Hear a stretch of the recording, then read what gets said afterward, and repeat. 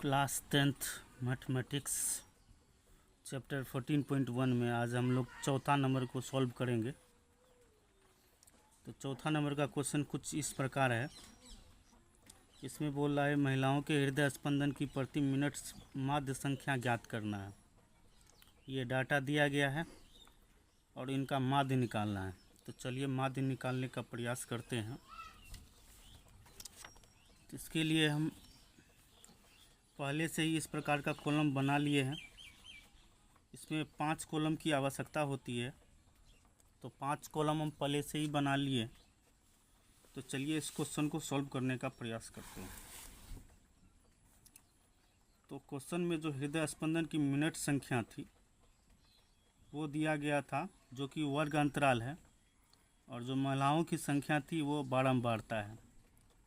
तो चलिए उसको पहले लिख लेते हैं। इस क्वेश्चन को बनाएंगे कल्पित माध्य विधि से, जिसका फॉर्मूला होता है a plus sigma F D बटे सिग्मा एफ। तो चलिए बनाने का प्रयास करते हैं।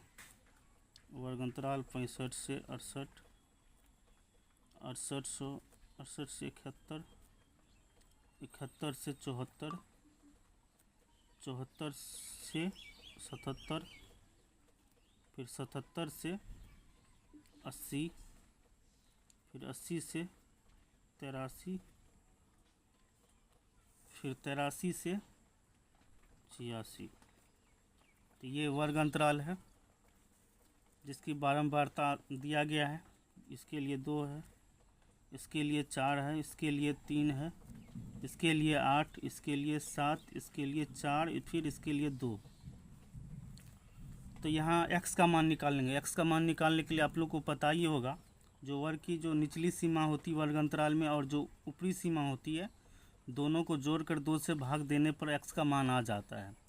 तो यहाँ दोनों को जोड़कर 2 से भाग देंगे तो 66.5 आएगा। इसी तरह से यहाँ दोनों को जोड़कर 2 से भाग देंगे तो 69.5 आएगा। तो यहाँ बार बार निकालने की आवश्यकता नहीं होती। इसके लिए हम एक ट्रिक का उपयोग करेंगे। ट्रिक ये है कि वर्ग अंतराल में जितना का अंतर होता है, जैसे 65 से 68, 68 से 71, 71 से 74, तो यहाँ देख रहे 3-3 का अंतराल है, तो इसमें 3-3 जोड़ते जाएंगे। इसी तरह यहाँ हो जाएगा 72.5, यहाँ हो जाएगा 75.5, यहाँ हो जाएगा 78.5, यहाँ हो जाएगा 81.5 और यहाँ हो जाएगा 84.5। अब d का वैल्यू निकालना है। तो d का वैल्यू निकालने के लिए x माइनस a करते हैं। a का एक फार्मूला होता है, a बराबर होता है n बटे 2। n का मतलब क्या? n का मतलब x की संख्या, टोटल x की संख्या।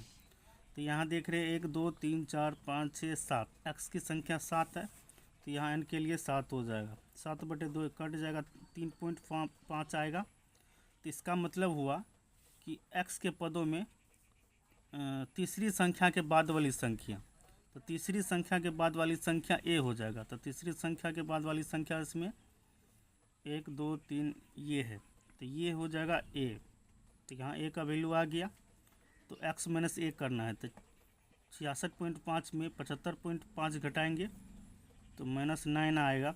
इसी तरह यहाँ -6 आएगा, तो यहाँ पे -3 आ जाएगा, यहाँ पे 0 आएगा, यहाँ 3 आएगा, यहाँ 6 आएगा, यहाँ 9 आएगा। फिर यहाँ f गुना d, तो ये दोनों गुना हो जाएगा, तो -18, -24, उसके बाद -9, उसके बाद 0, उसके बाद 21, उसके बाद 24, उसके बाद 18। तो यहाँ सिग्मा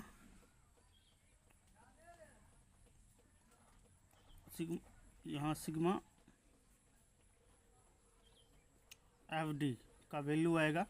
इसको कैलकुलेशन करेंगे तो 12 आएगा, और यहाँ ये होगी आपको सिग्मा एफ का वैल्यू। इसको जोड़ेंगे तो 30 आएगा। तो चलिए आप फार्मूला का इस्तेमाल करते हैं। मेरा फार्मूला है a plus sigma F D बटे सिग्मा एफ। तो माध्य हो जाएगा a का वैल्यू है 75.5, तो यहाँ लिखेंगे 75.5 प्लस सिग्मा एफ डी का वैल्यू है 12, तो यहाँ लिखेंगे 12 बटे सिग्मा एफ का वैल्यू है 30, तो ये कट जाएगा, 4 तिया 12, 10 तिया 30, 4/10। अब यहाँ हम 75.5 प्लस 4 में 10 से भागा देंगे, तो 4 में 10 से भागा देंगे तो 0.4 आएगा, तो इस तरह से इसको ऐड कर देंगे, 75.9 होगा। यही मेरा आंसर होगा। इस तरह से आपका ये चौथा क्वेश्चन का हल निकल गया है।